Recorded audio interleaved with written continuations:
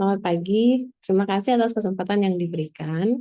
Hari ini saya dan tim ingin presentasikan progress report mengenai riset kami yang berjudul Mundane Circular Economy Policy, Mainstreaming Circular Economy Through the Agency of Schools.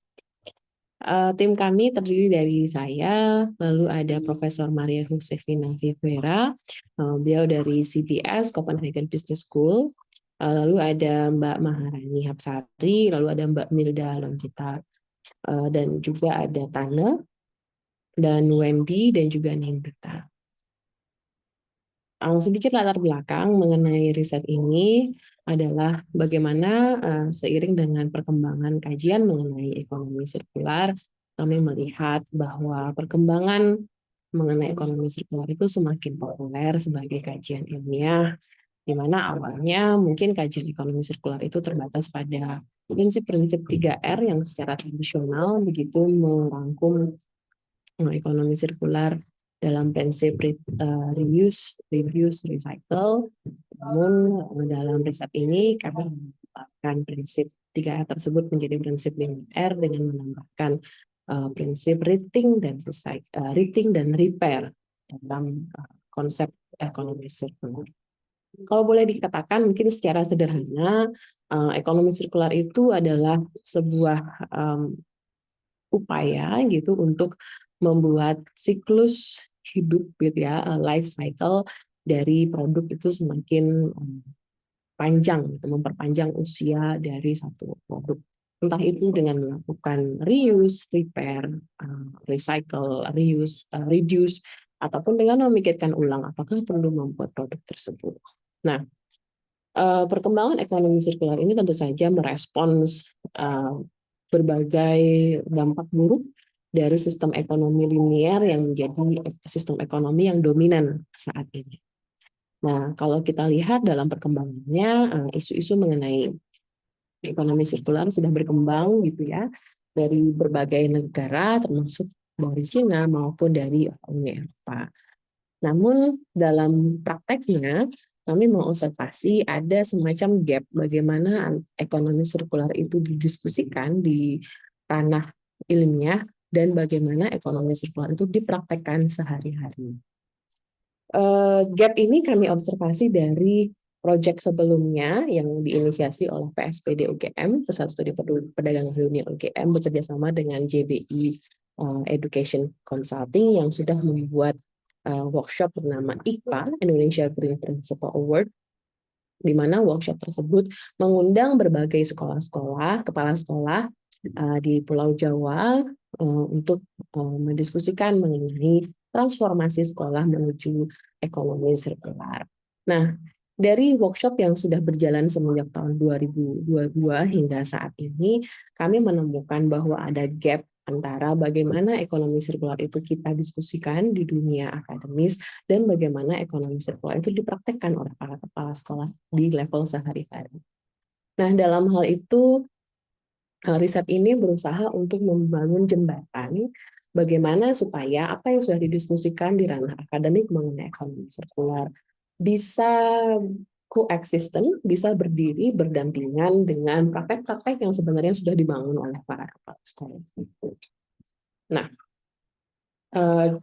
lokus penelitian kami itu adalah ICPA itu sendiri, Indonesia Green Principle Award, di mana sebenarnya workshop ini tidak hanya satu kali workshop, tapi ada juga program pendampingan, di mana dari awal para kepala sekolah kami undang untuk mengikuti workshop di Yogyakarta untuk berdiskusi, melakukan co-producing knowledge dengan para pemateri dari tim ICPA itu sendiri. Nah, selama 3 hari workshop, ada berbagai aktivitas yang dilakukan untuk memperkenalkan dan juga mendiskusikan mengenai praktek ekonomi sirkular. Lalu setelah itu dilanjutkan dengan program pendampingan, yaitu Circular School Program Partnership. Nah, di awal gitu di awal tahun 2022 kami dari tim riset sempat melakukan apa yang disebut sebagai multi kriteria mapping method, di mana para peserta workshop saat itu kami undang untuk berbagi visi mereka, gitu, berbagi asesmen mereka terhadap kelima prinsip 5R. Mana kira-kira prinsip-prinsip yang menurut mereka paling visible, paling bisa dipraktekkan, begitu. Dan mereka juga kami undang untuk memberikan kritik terhadap prinsip 5R tersebut. Nah, tentu untuk laporan berikutnya bisa dibaca dalam laporan kami, begitu. Tapi pada riset ini fokus yang di sini adalah yang kami ingin lakukan. Yang pertama adalah untuk mengidentifikasi berbagai praktek-praktek ataupun kebijakan sekolah sirkular di Indonesia dan kira-kira memetakan apa ya kriteria-kriteria yang muncul untuk membuat ekonomi sirkular ini semakin populer dipraktekkan di institusi pendidikan. Lalu yang kedua, seperti yang sudah saya sampaikan, kami ingin melakukan asesmen seberapa optimis dan atau pesimis para kepala sekolah ini terhadap prinsip-prinsip 5R. Apakah prinsip-prinsip 5R ini termasuk prinsip yang membantu mereka untuk memahami dan juga mempraktekkan ekonomi sirkular di level sehari-hari. Lalu yang berikutnya adalah membangun mundane circular economy policy yang harapannya konsep ini bisa menjadi jembatan antara bagaimana ekonomi sirkular didiskusikan secara teoritis di level akademisi dan bagaimana ekonomi sirkular dipraktekkan di level sehari-hari. Nah, harapannya riset ini bisa memberikan masukan, insight menarik tentang implementasi ekonomi sirkular di institusi pendidikan di level di Global South. Dan berikutnya harapannya juga semoga riset ini bisa memberikan semacam agenda riset berikutnya, gitu ya, outcome for future research mengenai praktek-praktek ekonomi sirkular di level institusi pendidikan. Dan ini adalah theoretical framework yang kami gunakan. Kami membangun konsep mundane circular economy policy. Kata mundane itu sebenarnya bukanlah istilah yang baru dipakai begitu dalam isu ekonomi sirkular sendiri. Mundane atau kalau boleh dibilang mundane itu biasa-biasa saja, begitu. Yang ingin kami sampaikan di sini adalah bagaimana membuat konsep ekonomi sirkular bukan konsep yang kompleks dan terlalu mengawang-awang, begitu kira-kira, tapi bagaimana kita bisa mendudukkan konsep ekonomi sirkular ini menjadi konsep yang sangat mudah dipahami dan bisa dipraktekkan sehari-hari. Kira-kira itu semangat yang ingin dibangun dalam Mundane Circular Economy Policy. Lalu dalam hal ini kami juga menggunakan konsep non-diffusions untuk melihat bagaimana sebenarnya konsep ekonomi sirkular bisa terdifusi, bisa bisa mempengaruhi para pemangku kebijakan dalam hal ini kepala sekolah. Dan juga untuk proses evaluasi, kami menggunakan framework dari Transformative Innovation Policy yang melihat bagaimana sebenarnya inovasi yang bersifat transformatif itu adalah terbangun dari berbagai interconnections antara teknologi, society, dan juga environment. Nah, dari ketiga framework ini, kami membangun research statement, 3 framework dan juga 1 metode, yaitu multi-criteria mapping method, di mana research statement kami adalah untuk membangun konsep mundane circular economy policy sebagai jembatan antara bagaimana ekonomi sirkular didiskusikan dan juga dipraktekkan di level sehari-hari. Ini adalah research method yang kami gunakan. Multi-kriteria mapping method itu adalah kombinasi metode penelitian kuantitatif dan kualitatif, di mana sebenarnya tujuan utama dari metode ini adalah untuk membuka, open up gitu ya, berbagai assessment, berbagai appraisal terhadap isu-isu yang bersifat tidak pasti. Dalam hal ini, isu-isu yang tidak pasti itu adalah kami mendudukkan ekonomi sirkular atau sekolah sirkular sebagai isu yang tidak pasti, karena kami meyakini bahwa praktek dan juga pemahaman mengenai ekonomi sirkular itu tidak bisa bersifat tunggal. Sehingga dalam penelitian ini kami membangun atau mengundang berbagai pemahaman-pemahaman dan praktek-praktek ekonomi sirkular yang ada yang tujuannya berusaha untuk membuat bagaimana ekonomi sirkular ini bisa menjadi lebih plural prakteknya ataupun pemahaman. Nah, di awal ini adalah progres riset kami. Di awal kami melakukan semacam literatur review yang gunanya untuk melihat sudah seberapa jauh isu mengenai ekonomi sirkular dan mundane atau everyday practice ini didiskusikan di level akademis. Tujuannya supaya kami bisa menavigasi paper sebagai laporan akhir dari riset ini untuk melihat kira-kira nanti paper ini lebih cocok atau bisa apa ya bisa bisa ikut dalam conversation mengenai ekonomi sirkular yang mana, kira-kira begitu. Nah, ini adalah hasil sementara dari literatur review yang sudah kami lakukan.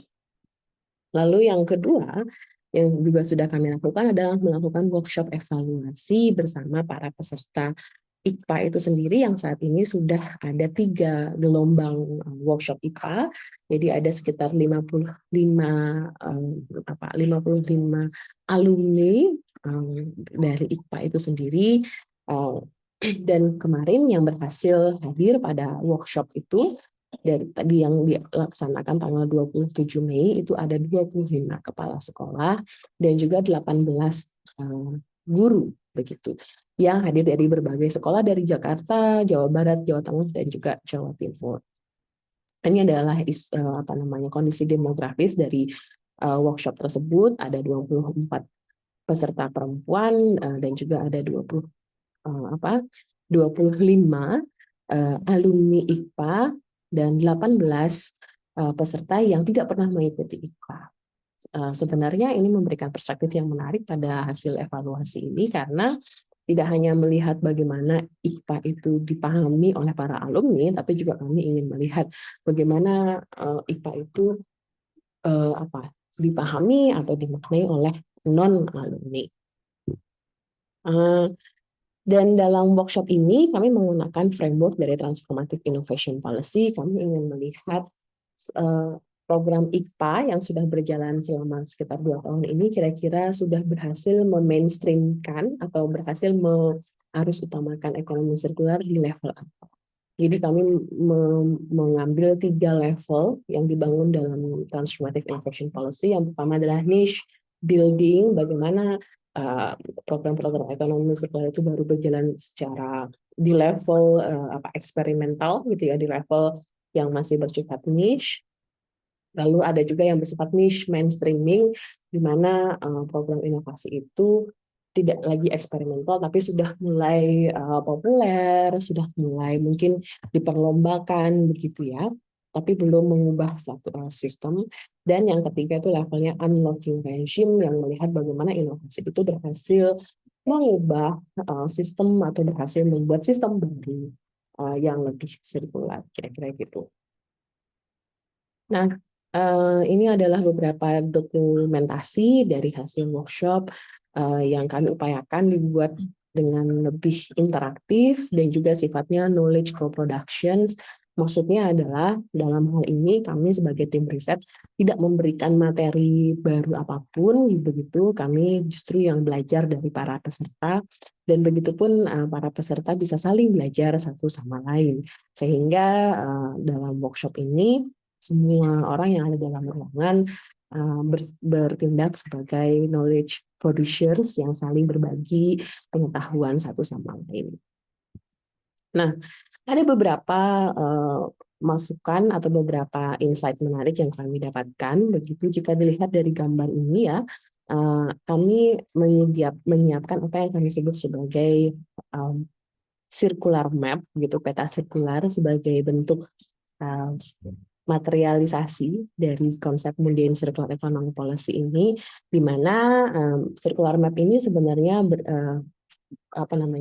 terdiri dari sekitar 50 lebih inisiatif atau kebijakan-kebijakan ekonomi sirkular yang bisa langsung dipraktekkan oleh para kepala sekolah di sekolah masing-masing. Dan di sebelah kanan kami mengkategorikan setiap kebijakan itu termasuk pada prinsip 5R yang mana gitu. Jadi kami kira dengan melakukan peta, yang pertama adalah everyday practice, dan yang kedua adalah prinsip 5R. Ini bentuk jembatan dari ekonomi sirkular itu. Beberapa insight yang kami temukan, misalnya kami menemukan masih ada gap gitu bagaimana antara pengetahuan dan praktek dari ekonomi sirkular yang dilakukan oleh setiap peserta. Yang tentu saja yang sesuai dengan apa yang kami prediksikan di awal, itu ada gap antara pengetahuan yang sudah dimiliki oleh peserta IKPA dan juga yang belum pernah mengikuti IKPA. Tapi yang menarik adalah ketika kami menanyakan kembali di berbagai diskusi yang sudah dilakukan, menanyakan kepada peserta-peserta yang belum pernah ikut IKPA, kebanyakan dari mereka mengatakan bahwa mereka baru pertama mendengar mengenai ekonomi sirkular ini, tapi ketika mereka melihat apa saja kebijakan-kebijakan ekonomi sirkular yang dilakukan di setiap sekolah, secara tidak sadar mereka baru melihat mereka sudah melaksanakannya, gitu. Mereka sudah sering melaksanakan kebijakan-kebijakan ini, hanya saja mereka tidak tahu bahwa apa yang mereka lakukan itu adalah bentuk dari ekonomi sirkular.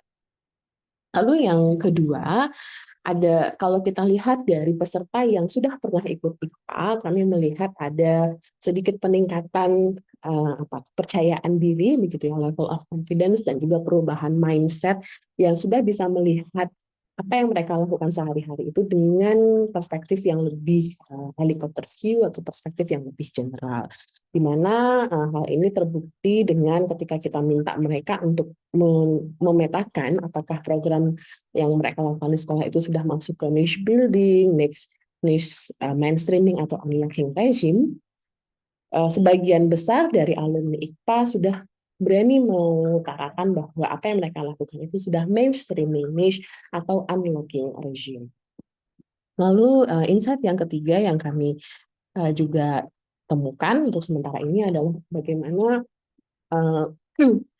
tips C atau Transformative Innovation Policy Tools yang kami gunakan dalam workshop ini memberikan gambaran peta atau pathways yang lebih jelas pada para peserta untuk melihat bagaimana cara mengupayakan transformasi ekonomi sirkular. Apa tahapan-tahapan yang perlu mereka lakukan? Saya kira ini adalah bentuk level up begitu dari riset tahun lalu, yang dimana kami output produknya itu adalah peta sirkular tadi ya, yang memetakan kebijakan sehari-hari di kiri dan juga prinsip R-nya di kanan. Nah, di sini level up-nya adalah workshop ini juga melahirkan pathways untuk para kepala sekolah, melahirkan agenda-agenda apa yang mereka bisa lakukan untuk mentransformasi sekolahnya menjadi sekolah sirkular. Nah, ada berbagai aktivitas yang kami lakukan selama workshop. Salah satunya adalah melakukan policy mapping. Jadi saat itu kami meminta para kepala sekolah dan juga para peserta, begitu peserta workshop, untuk memetakan dari kelima prinsip R, begitu ya, kelima prinsip ekonomi sirkular: reduce, reuse, recycle, rethink, dan repair.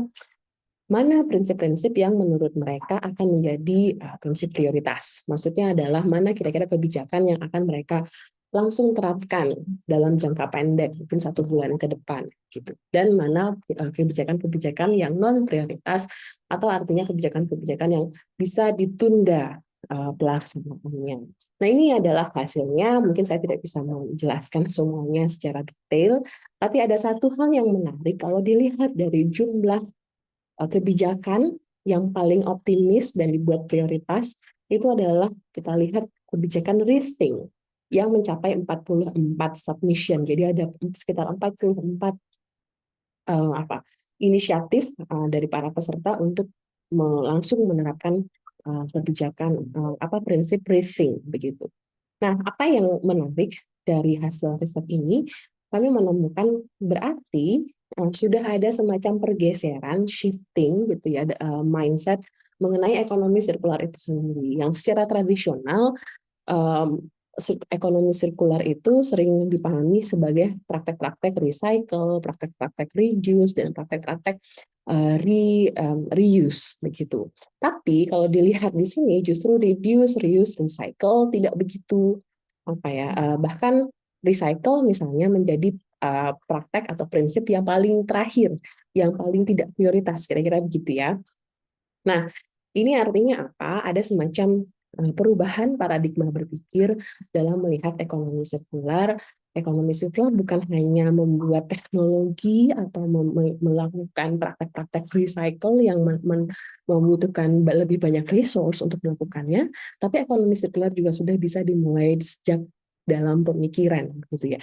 Ekonomi sirkular sudah bisa dimulai sejak dari prinsip rethink, bagaimana ketika kita ingin membuat kebijakan itu kita sudah bisa menerapkan ekonomi sirkular dari misalnya contohnya misalnya melakukan apakah kita mau membeli meja dan kursi baru atau kita mau menggunakan yang lama atau merepair yang lama. Nah, ketika kita memutuskan untuk tidak membeli, itu sebenarnya sudah masuk konsep rethink, sudah masuk ke prinsip rethink itu sendiri dan sudah part dari ekonomi sirkular itu sendiri. Nah, ini adalah salah satu insight menarik yang kami ingin diskusikan dalam progres report ini. Lalu untuk next agendanya, ada beberapa agenda yang ingin kami upayakan untuk dilakukan. Yang pertama adalah menyelesaikan policy mapping. Saat ini policy mapping masih dalam bahasa Indonesia. Kami akan upayakan dibuat dalam bahasa Inggris dan menjadi produk yang lebih komprehensif begitu.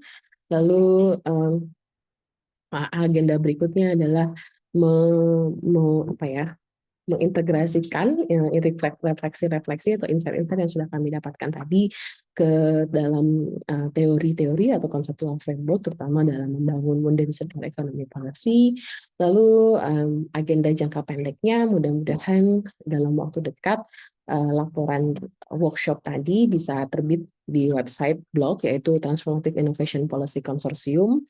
Dan yang terakhir adalah sesuai dengan janji kami dalam riset ini, mudah-mudahan dalam beberapa bulan ke depan kami bisa submit paper kami ke international journal. Sekian progres report yang ingin kami sampaikan. Terima kasih atas perhatian dan waktunya. Ini adalah bibliografi dan ini adalah anggota tim kami. Terima kasih atas kesempatannya. Sampai jumpa di kesempatan berikutnya.